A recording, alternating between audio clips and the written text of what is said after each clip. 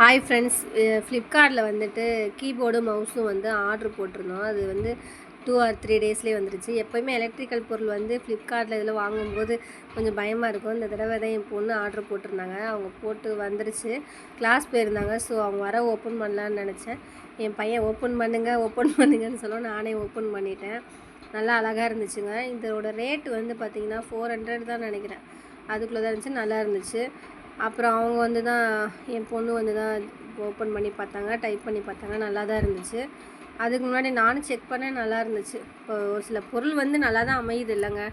அப்புறம் வந்து பார்த்திங்கன்னா வீட்டில் வந்துட்டு அடை மாவு ஆட்டலான்னு சொல்லிவிட்டு கொள்ளு, பாசிப்பருப்பு, கம்பு, உளுந்து எல்லாமே ஊற வச்சுருந்தேன். கொஞ்சம் போல் பணியாரத்துக்கு மாவு ஆட்டலான்னு சொல்லிவிட்டு அதையும் சேர்த்து தான் நான் ரெடி பண்ணி ஊற வச்சிட்டேன். கம்பு இந்த தானியங்கள்லாம் நீங்கள் ஆட்டினீங்கன்னா 6 to 7 hours ஊற வச்சு ஆட்டினீங்கன்னா ரொம்ப நல்லதுங்க. ஏன்னா அப்போ தான் அது வந்து நல்லா நல்லா ஊறிடணும். ஊறிட்டு நல்லா அரைச்சிட்டு அதுக்கப்புறம் நீங்கள் புளிக்கணும். அது வந்து ஒரு 5 hours. அதுக்கப்புறம் தோசை ஊற்றி சாப்பிட்டிங்கன்னா ரொம்ப நல்லா.